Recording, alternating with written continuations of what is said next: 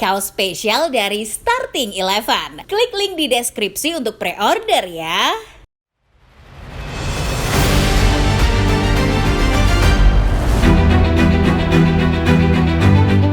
Manchester United berhasil mencuri perhatian dunia sepak bola tadi malam dengan kemenangan telak 4-0 atas Everton di Old Trafford. Di bawah bimbingan Ruben Amorim, setan merah tampil luar biasa, menunjukkan dominan di hampir semua lini permainan. Kemenangan ini bukan hanya soal hasil, tetapi juga bagaimana MU tampil begitu solid dan percaya diri, seolah mengirim pesan bahwa mereka siap kembali ke jalur kemenangan. Para fans yang sempat ragu kini mulai percaya bahwa Amorim adalah sosok yang tepat untuk memimpin MU ke masa depan yang lebih cerah. Namun terlepas dari semua euforia kali ini, perjalanan Amorim di MU sebenarnya tidak selalu penuh pujian seperti sekarang. Ketika pertama kali diumumkan sebagai pelatih, banyak fans MU yang pesimis. Trauma dengan era Ten Hag yang penuh kekecewaan membuat mereka skeptis terhadap keputusan manajemen merekrut Amorim, seorang pelatih muda dengan pengalaman yang dianggap minim. Bahkan, tak sedikit yang mencapnya sebagai Ten Hag 2.0 dan memprediksi bahwa era Amorim akan berakhir sama buruknya. Lantas apa yang sebenarnya terjadi? Bagaimana pelatih yang dulu dicap Ten Hag 2.0 kini justru buatkan mode bantai untuk timnya? Sebelum kita mulai pembahasannya, football lover seperti biasa jangan lupa untuk menekan tombol like dan subscribe terlebih dahulu, serta nyalakan lonceng notifikasinya supaya tidak ketinggalan berita-berita terbaru lainnya seputar dunia sepak bola dari channel Starting Eleven Moment.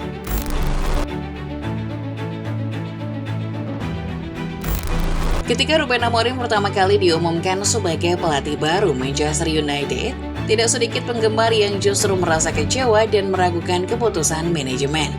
Bagi banyak fans, kepergian Van Nistelrooy yang sebelumnya cukup sukses di MU adalah sebuah langkah yang terburu-buru. Van Nistelrooy dianggap telah membawa banyak kemajuan dengan gaya kepelatihan yang terbukti efektif. Namun keputusan untuk tidak menjadikannya sebagai pelatih utama tentu saja menimbulkan banyak pertanyaan. Para penggemar masih teringat dengan masa-masa kelam yang dialami oleh MU saat dipimpin oleh Erik ten Hag.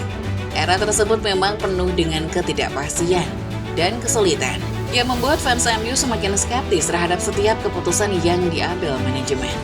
Di tengah keputusasaan ini, kehadiran Amorim seolah menjadi pilihan yang tidak tepat, mengingat dia masih muda dan baru melatih klub-klub kecil seperti Sporting Sydney. Banyak yang meragukan apakah seorang pelatih muda bisa memberikan hasil maksimal di klub besar seperti Manchester United. Apalagi ketidakpastian ini diperburuk dengan hasil yang tidak memuaskan di pertandingan pertama Amorim, yaitu imbang 1-1 melawan Ipswich. Hasil ini tentu semakin memperburuk ekspektasi fans, karena mereka berharap Amorim bisa langsung menunjukkan kualitasnya sejak awal. Terlebih lagi, pada saat itu banyak yang menganggap permainan MU tidak menunjukkan perkembangan signifikan jika dibandingkan dengan Van Nistelrooy. Mereka bahkan mulai beranggapan bahwa Amorim hanya akan berakhir seperti Ten Hag yang lebih banyak memberikan hasil buruk ketimbang kemenangan. Keputusan manajemen untuk merekrut Amorim pun disebut sebagai sebuah kesalahan besar yang hanya akan menambah masalah di masa depan. Namun meskipun banyak yang meragukan dan tidak mengharapkan banyak dari Amorim, masih ada segelintir fans yang berharap perubahan besar bisa terjadi. Mereka ingin memberikan waktu kepada pelatih baru ini untuk mengenal tim lebih dalam dan beradaptasi dengan budaya serta filosofi permainan MU. Meskipun kepercayaan pada Amorim belum sepenuhnya pulih, sedikit demi sedikit mereka mulai menunggu bukti bahwa pelatih muda ini bisa membawa perubahan.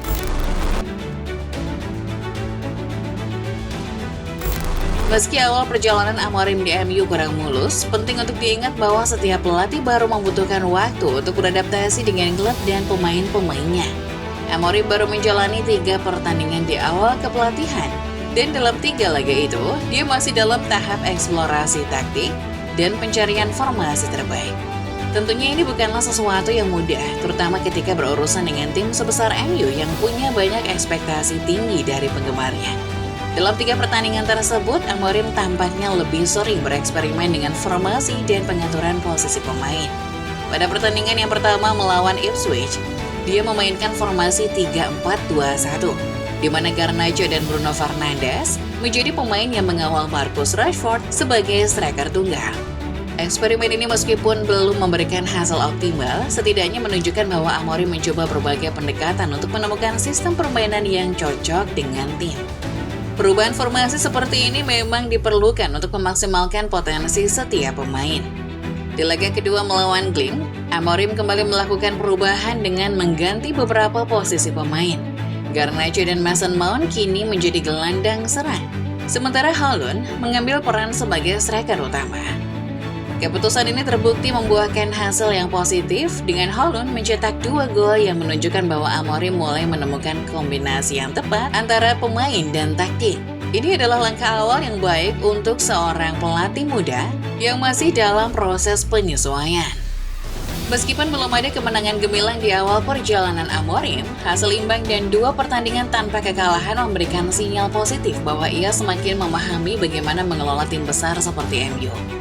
Pencapaian ini meskipun tidak terlalu spektakuler, setidaknya menunjukkan bahwa Amorim sudah mulai menemukan ritme dan lebih memahami potensi yang dimiliki oleh pemain-pemain MU. Tidak mudah untuk memimpin tim sebesar Manchester United. Dan meskipun hasilnya belum maksimal, 3 laga tanpa kekalahan sudah cukup untuk menunjukkan bahwa dia bukan pelatih sembarangan.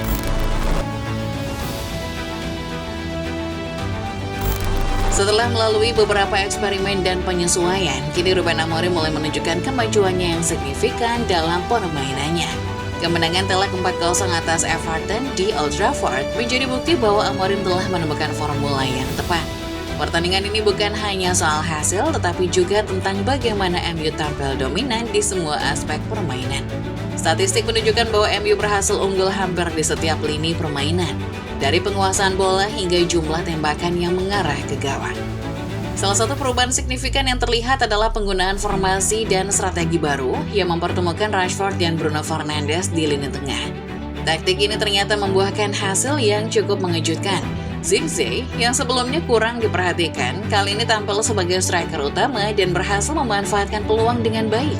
Meskipun ini merupakan eksperimen yang beresiko, Amorim berhasil memaksimalkan potensi pemain-pemainnya dalam sistem permainan yang lebih agresif dan efisien.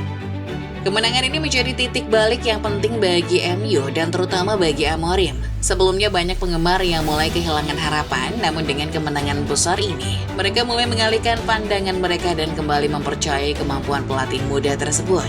Kemenangan ini tidak hanya mengembalikan kepercayaan diri tim, tetapi juga menunjukkan bahwa Amorim mampu menghadirkan perubahan positif dalam waktu singkat. Kemenangan besar ini juga penting untuk menegaskan bahwa perjalanan Amorim di MU baru saja dimulai dan dia punya banyak potensi untuk membawa klub ini kembali ke jalur kemenangan. Fans yang sebelumnya skeptis kini mulai percaya bahwa kehadiran Amorim bisa menjadi solusi untuk masalah MU. Dan tidak menutup kemungkinan bahwa tim ini akan kembali menjadi ancaman di Premier League dalam waktu dekat.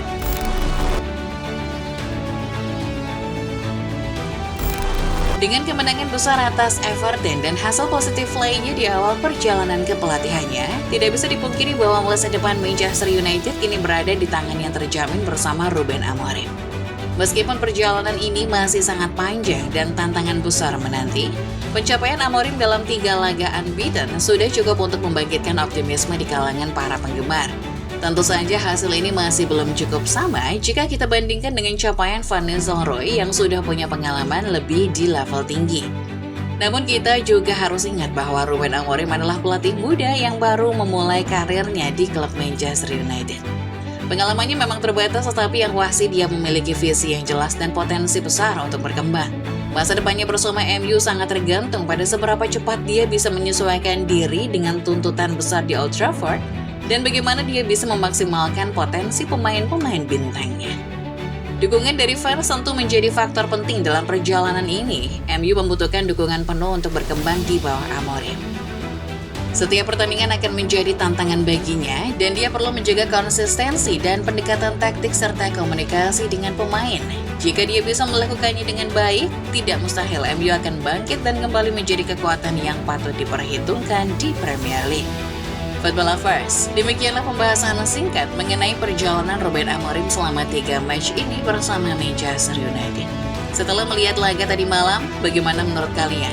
Apakah mode bantai MU akan tetap berjalan lama atau justru sebaliknya? Coba tulis pendapat kalian di kolom komentar.